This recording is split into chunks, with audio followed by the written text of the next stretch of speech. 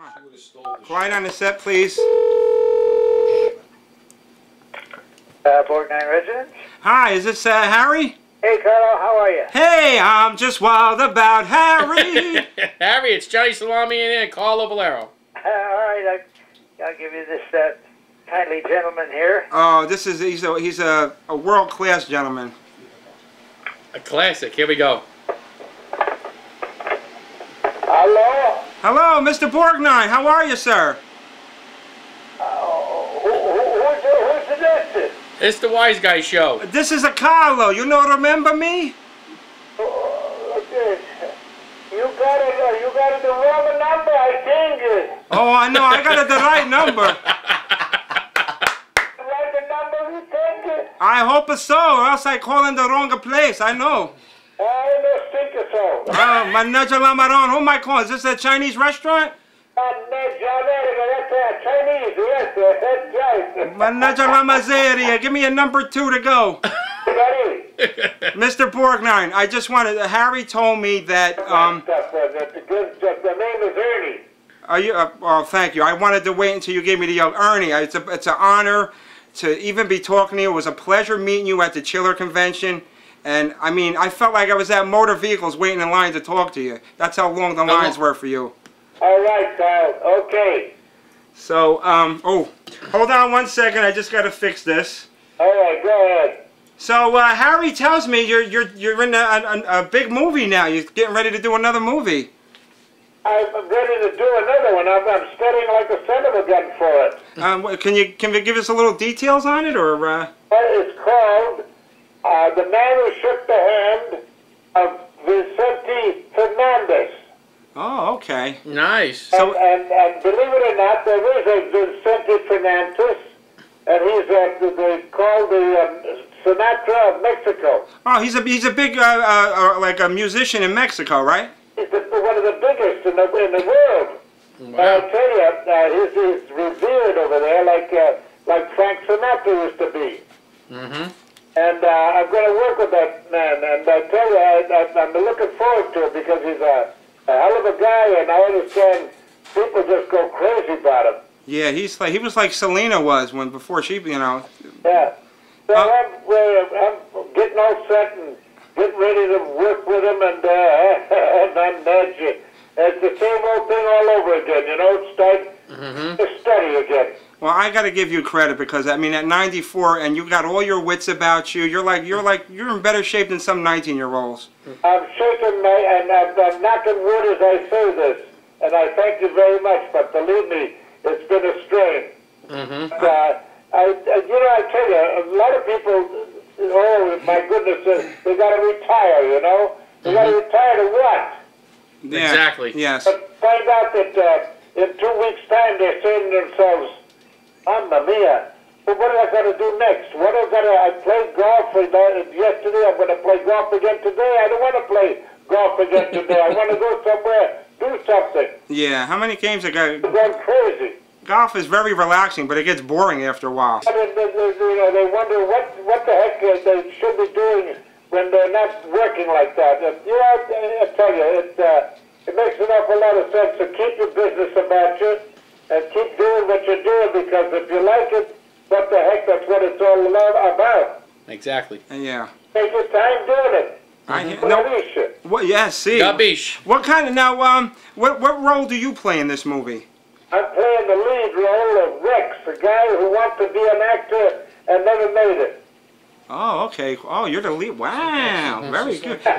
Now, were you approached for this, or was this something you put in for, or were you even looking to do any kind of work, or is it just somebody? They said, "We want you," and that's all there is to it. And I said, "Okay, hey man, I'm not ready to quit yet." Absolutely not. You're still going. Absolutely, you know. And I did a little research on you, and I knew a lot about you already because, you know, I've loved you all my life. I mean, I only go back as far as the 60s, but you're an Oscar winner, and it's an honor to even be talking to an Oscar winner, you know. And you're a decorated war hero too.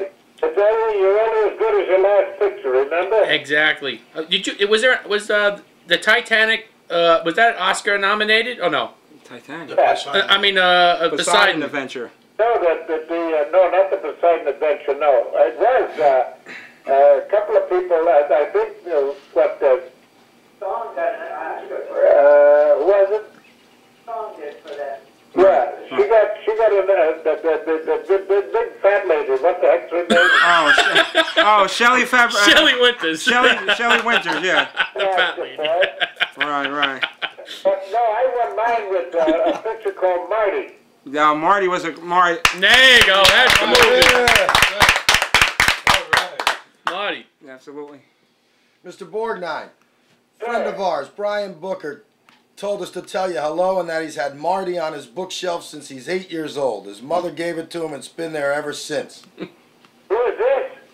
That's a My friend. name's Mo. This is Mutzadel Mo. What's it, Elmo? Hey, all right, okay. And a friend of the show, his name is Brian Booker. He has a copy of is it a book or is it a movie? The movie. He has a copy of the movie. He's had it since he was 8 years old. It was a present from his mother. And he's never gotten rid of it.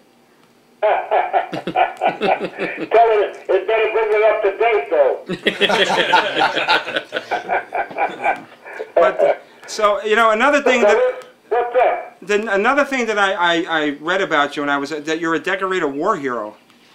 The decorated. I just did my stint and I came home and I was lucky, one of the lucky ones to come home safe and sound. I mean, 10 years is not nothing to sneeze at. You got more medals than a gang member in Newark Airport. There, hey, I was supposed to go to what the devil was it called? The Pacific. Okay, the physical, right. Thanks to my mother, she was the one that got me the part over there and a part. She got me on board a ship called the USS Sylph. Okay. And the guy said to me, he said, you got 6 years at sea duty already. He says, you're ready for land duty, you know what I mean? You know. And the guy said, yeah, but there's a war on. He said, that makes no difference. You still got 6 years of sea duty. You deserve land. But they didn't have anything on land, so they put me on board a USS Sylph. Okay. It was a yacht. Wow. Private stateroom. I tell you, it was the best war I ever got into. Wow. Well, what made you decide to go into the military? Did you have to, or you just something you wanted to, be patriotic about it, or? Nobody has to, my friend. A lot of them would love to, but they can't. No, my mother was the one that started me off. Oh, really? I came home one day after looking for work after World War II, and I was all ready to say, hey, I'm going to go back into the service and do my other 10 years and get a pension. At least I'll have something. And out of the clear blue sky, she said, Ernie, what's the matter? And before I could say what's the matter, she said, have you ever thought of becoming an actor? She says, you always like to make a damn fool of yourself in front of people. Why don't you give it a try? Right. And I looked up and I said, Mom, that's what I'm going to be. And 10 years later, I had an Oscar put in my hand. Wow. A big lady. Let me tell you something. You've done, in one lifetime, you've done more than 20 people in 20 lifetimes, and I can't say enough about it. I know. I have to ask him. Go ahead. Salami wants to ask you something. I was a big Sinatra fan. I still am, from Hoboken, and I'm from Jersey City, so Jersey City and Hoboken's next door to each other. How was it working with Sinatra? He was marvelous. He was just the most wonderful guy in the world. I swear to goodness. He was a sweetheart. He was a man who had his foibles. Naturally, we all do. There are times when you just say that you don't want to be bothered by anybody, and hey, listen, I get that feeling too. But he was the kind of a guy that if he was your friend, he'd go to the end of the world for you. He was that kind of a fella. I'll never forget. He was just the sweetest man in the world. And one day somebody told us a story about somebody needed some suitcases because they were going away, but they didn't have any suitcases. Right. And a whole bunch of suitcases came over and they put it down and they said, "Is this enough?" Where's the trust? Never mind. There doesn't want to be known. Wow, that's great. Now, you're originally from Connecticut, right? Yeah, I'm originally from Hamden, Connecticut. Oh, okay. I could have swore you were a New York boy by heart, but About another story about Frank. go ahead. I want to hear this. He was a guy. Remember what the heck was his name? Lee. Lee Majors. Lee Cobb? Lee Majors. Lee Marvin? No. Lee J. Cobb. Oh, Lee J. Cobb, right. Okay. That was the guy. Lee J. Cobb. He was in a hospital with, had an operation on his heart and the whole bit. Right. And one day the ambulance backed up and they put him in an ambulance and they took him for a ride. He said, "Where are we going? Where are we going?" "Don't worry about it, Lee. Everything's fine." "Oh, okay." So they put him into Palm Springs and they brought him over to where Frank Sinatra was living. Wow. Oh, wow. Put him in this compound over there, and Frank went in to see him. And he looked at Frank and he said, "Mr. Sinatra," he said, "Why?" He said, "Don't worry about it. Everything's all set and everything." But why? And Frank told him, he said, "Because I like your acting, buddy." See, wow, that's a tremendous story. That's the kind of a guy he was. Yeah, I heard.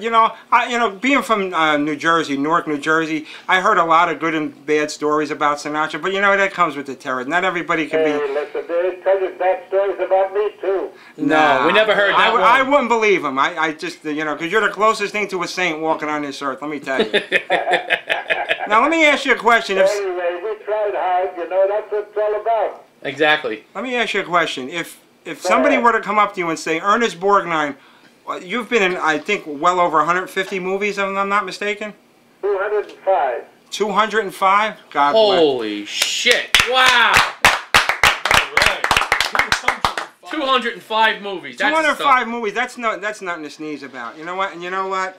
That's amazing. If somebody were to come to you and say, "Ernie, what are you most proud of after your whole career? What is in Ernest Borgnine's mind his crowning jewel that you look back and was your favorite thing to do?"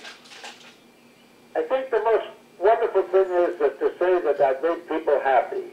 Oh yeah. If I made them happy and made them like, and they like my pictures and everything else, hey, you look back and you say, hey, that's something that That's right. nobody can buy. You know what I mean? Right. 100%. Better than winning Oscars, that's better than anything in the world. Because if you can make one, like my mother told me, she said when I was a kid, she said, if you can make one person happy in the span of 24 hours, you've accomplished a great deal. You know what? I like that. I've never heard that, and that's so true, because I do stand-up comedy, and making people laugh, it may not seem a lot to somebody, but I think it's the most important, especially nowadays. Everybody's so uptight and wound too tight. It's like Exactly. That's what I'm trying to tell the people everywhere. Come on, smile it up a little bit. That's it. Right. That's what life is all about. You're supposed to be smiling, not scowling. Ernie, if you were giving someone advice coming up, what would you tell them? Save your money, buy houses and lots. oh my God. Now since Lots of money. Yeah, lots of money. absolutely. Let me ask you a question.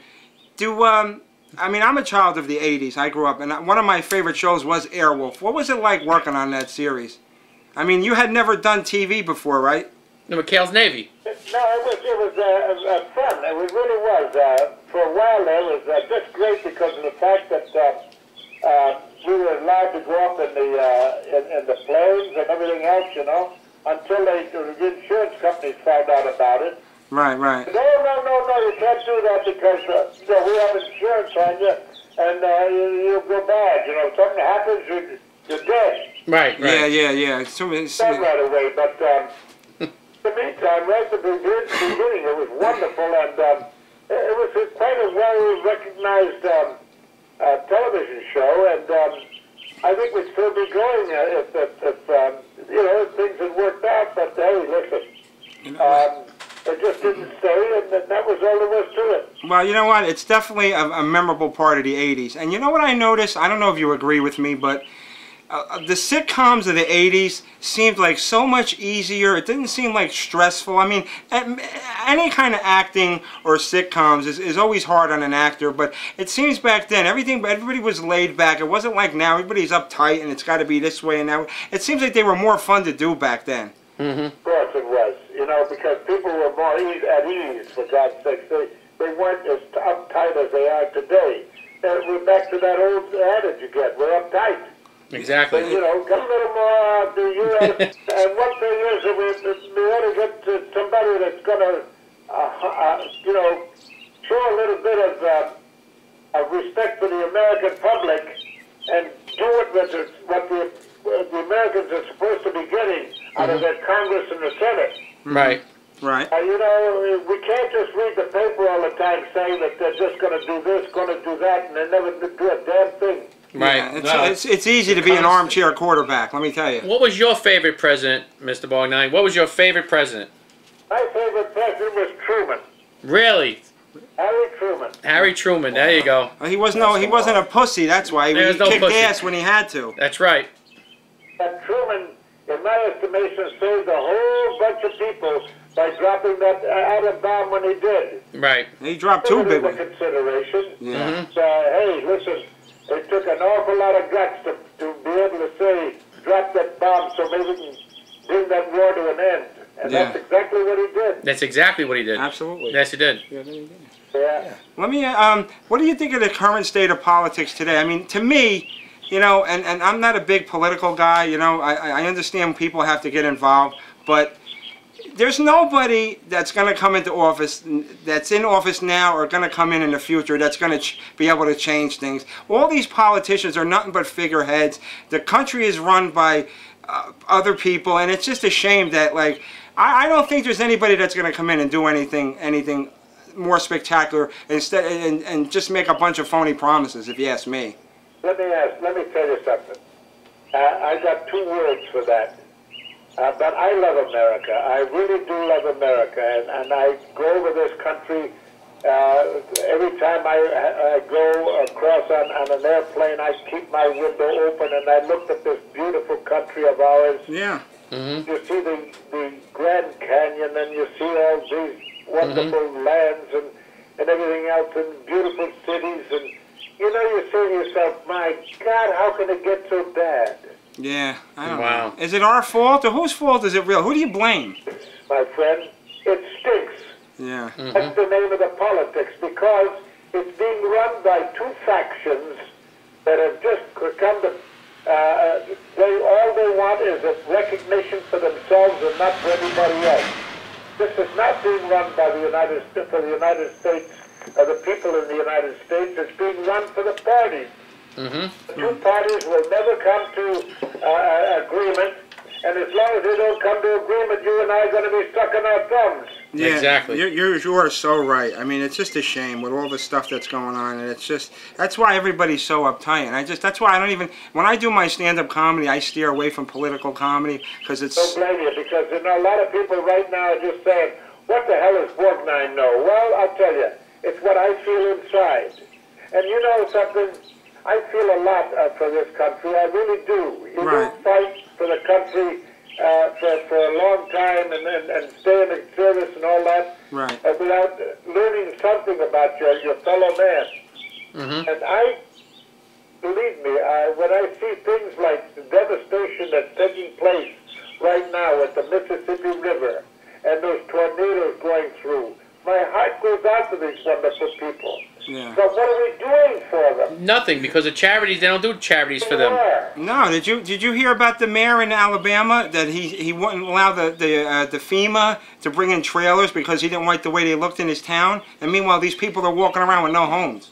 There you go. Yeah, we had that last week on our show. So you say to yourself, people, I shouldn't talk about politics. Well, doggone it, I still love this country any way you look at it. That's right. I'll have my say whether they like it or not. You know. But I'm not saying anything bad that people don't know about it. No, you're not saying anything that nobody doesn't already know. I mean, I love this country, but it's just too many people. Yeah, they love their country, but it's just like, well, it's not my problem. But they have no problem with speaking up and about complaining. I want to ask Ernie something. Ernie, and even back when you were on your acting, was the Hollywood career all liberal back then also?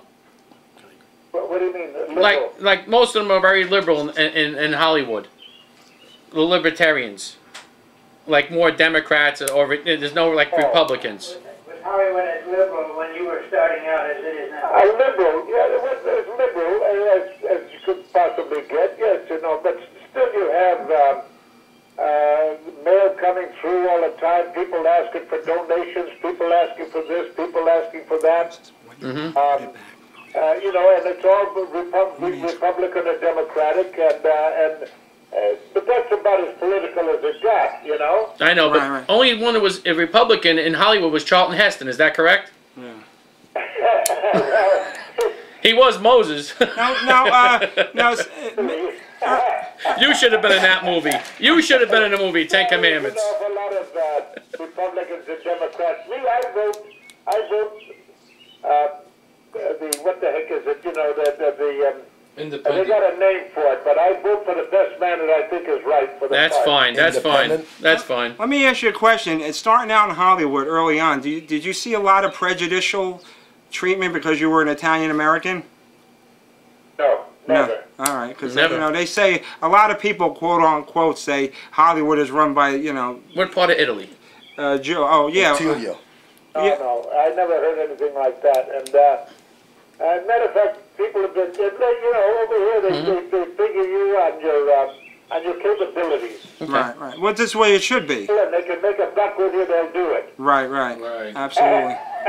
When's the last time That's you? what it boils down to. Whether you're Irish or Jewish or Right. Italian or whatever, that's it. It boils down to, can he do the job? If he can, you're hired. Ernie, when's the last time you've been back in Italy? When was the last time you've been there? Well, I went back about 2 or 3 years ago, I think, but I've been back for a while, and I love that country. I think it's just marvelous. Absolutely. Now, Beautiful. Do you make your own wine also or no?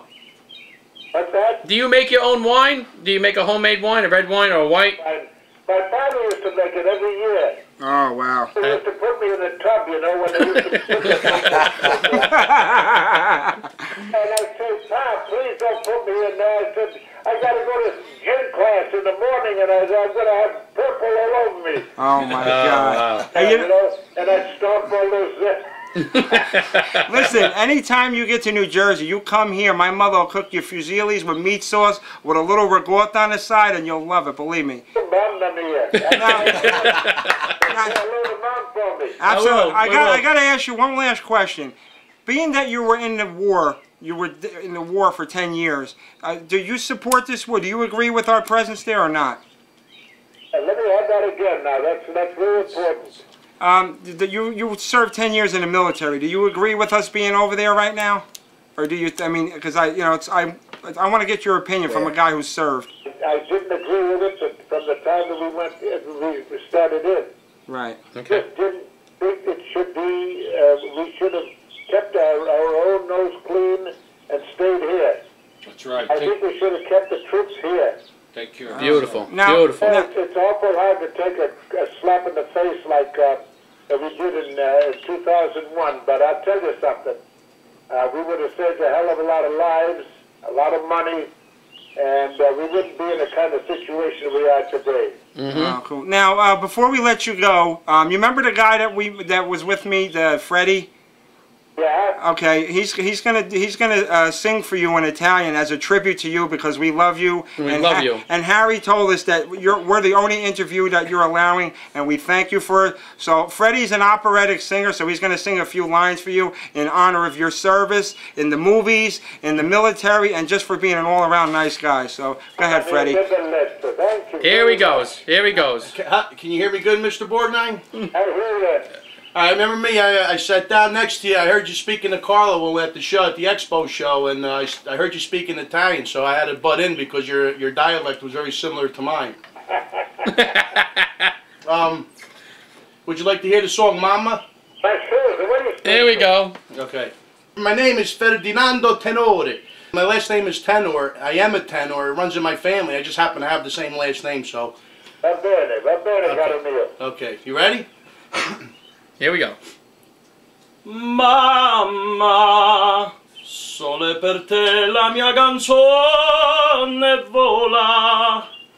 Mamma, sarai con me, tu non sarai più sola.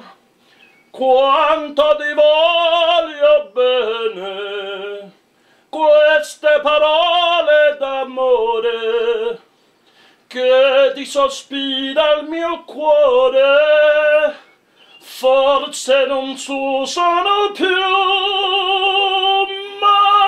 mamma, ma la canzone mia più bella sei tu. Sei nulla vita, e per la vita non ti lascio mai più. Yeah, Freddie! That was for you, Mr. Borgnine. Ernie, I'm Somebody sorry. get me a Mr. Schvierdel before Borgnine, I do you want to die. hear the second verse? That's beautiful. Very lovely. What a great honor. Thank you so much, sir. Well, Ernie, I know. I'm happy to talk with you again if you'd like. Oh, we would love that. We would love that. Anytime you have anything you want to promote, you tell Harry to call. You're a friend of the show for life. We love you. Ernest Borgnine, everybody. Everybody, yes. Yay! Ernie, thank you so much. And anytime you need God anything, bless. you God call on bless. the Wiseguyz. God bless you. My pleasure, my friend. All right, Thank you. Ciao, And, ciao. And thank Harry for a stata buona. All right. Say hello to everybody on the network. You got it. Absolutely. Thank you. Bye-bye. Bye-bye. Ciao.